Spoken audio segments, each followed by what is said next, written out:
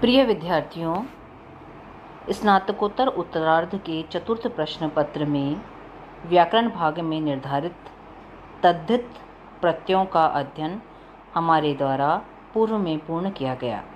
आज हम अगले शीर्षक स्त्री प्रत्यय से अपना अध्ययन प्रारंभ करते हैं।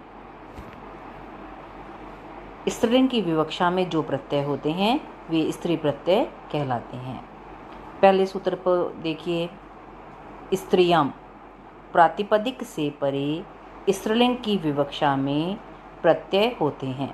स्त्रियां स्त्रीलिंग में, स्त्रीलिंग की विवक्षा में प्रातिपदिक से परे अनेक प्रकार के प्रत्यय होते हैं। अब वो कौन कौन से प्रत्यय होते हैं देखिए आप।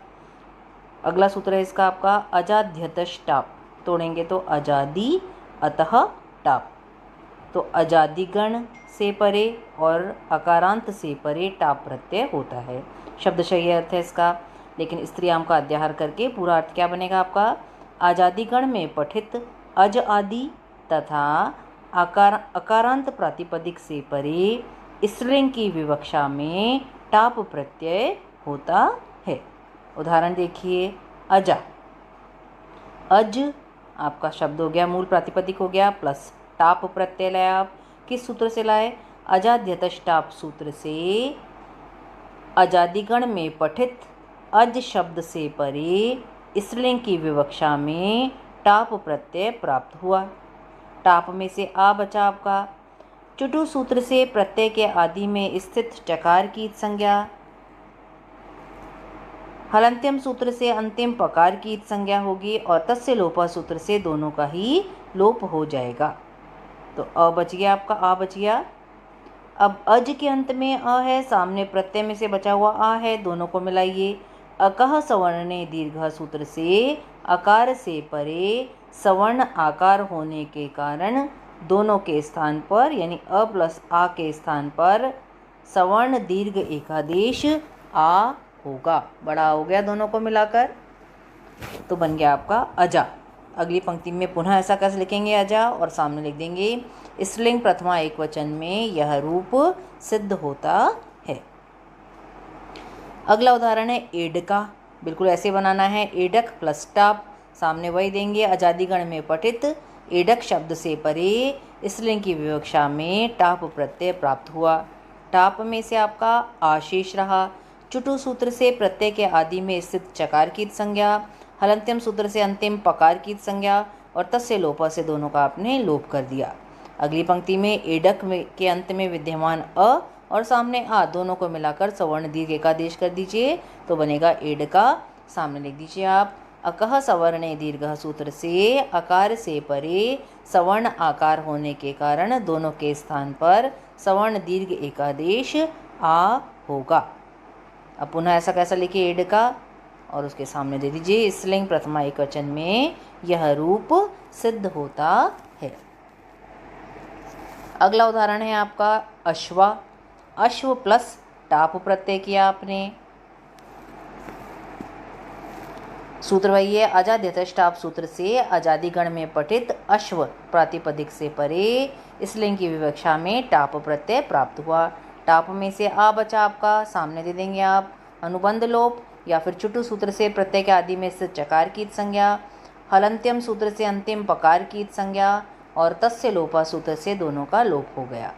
अश्व के अंत में अ है, सामने आ है, दोनों को मिलाकर सवर्ण दीर्घ एकादेश कर दीजिए।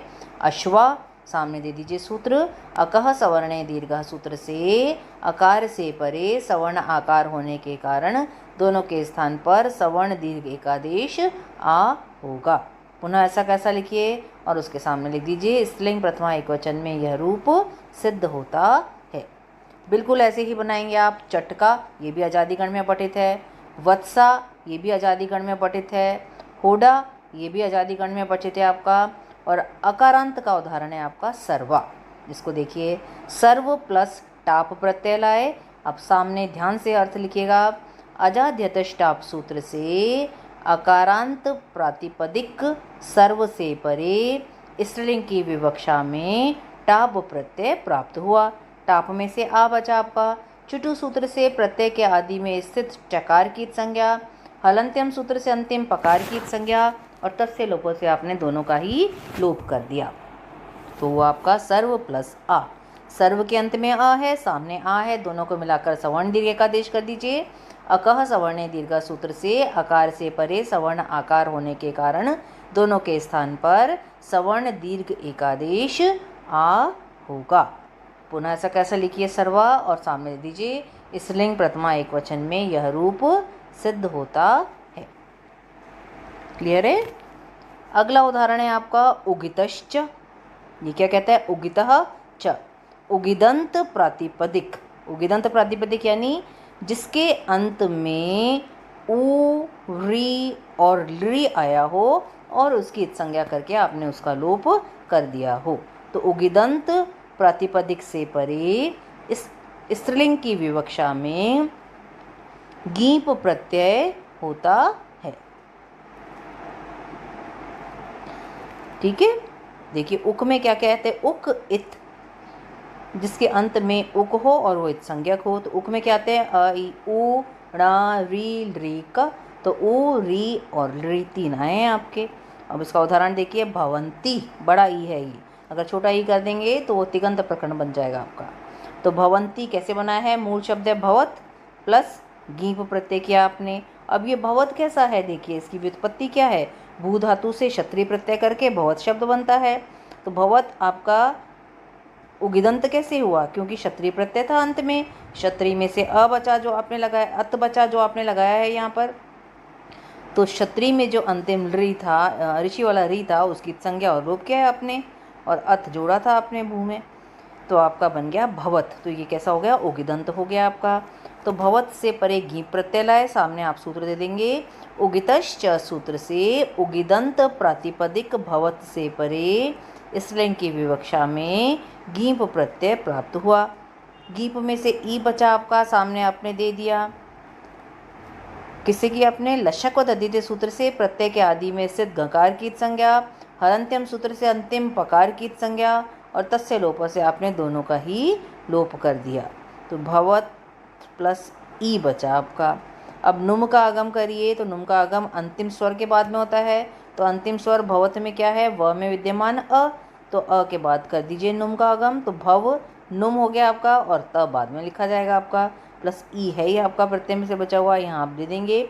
शप श्योन्योर नित्यम सूत्र से आपने क्या करा, नुम का आगम यहाँ पर कर दिया। नुम में से न हलंत बचा, तो भव न हलंत तहलंत प्लस ई किस सूत्र से करते हैं आप, हलंत्यम सूत्र से अंतिम मकार की संज्ञा,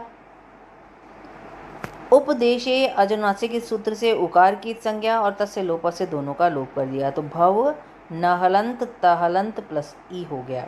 अच्छा, ये प्रश्न उठेगा आपने कि भवत में आपने भव के बाद में नुम का आगम किया है, त बाद में लिखा है, तो इसका कारण क्या है। जैसे अचो अंत्य आदि टी सूत्र से आप क्या करते थे कि टित का आगम आदि में, कित का आगम अंत में होता है, वैसे एक सूत्र हमारा मितचो अंत्यात परह, मिदचो अंत्यात परह, जो मित का आगम होता है वह अंतिम स्वर के बाद में होता है। तो भवत में अंतिम स्वर क्या है, वकार में विद्यमान अ, तो उससे परे आपने नुम का आगम कर दिया। अब आगे आइए, मिलाइए इसको, भवन भ व आधा न है, रहने दीजिए, त भी आधा है, उसमें ई मिल गया, भवंती, इसके सामने कुछ नहीं लगेंगे क्योंकि आप केवल मिला रहे हैं।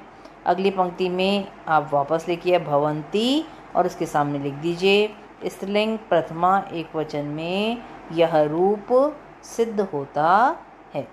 तो बन गया आपका भवंती। इसमें ध्यान रखने योग्य बात है कि भवंती में ई बड़ा है क्योंकि गीप प्रत्यय लाए हैं, और जो भवंती छोटा कर देंगे वो तिगंत बन जाएगा, जहाँ भू से परे तिप प्रत्यय लाए थे। क्लियर है। आज के लिए इतना ही, कल हम इसी प्रकरण को आगे बढ़ाएंगे। इसको आप अच्छी तरह कंठस्थ करिएगा और जो असाइनमेंट दिया जाए उसको भरिएगा, पूरा करिएगा। कोई दिक्कत हो तो पूछ लीजिएगा।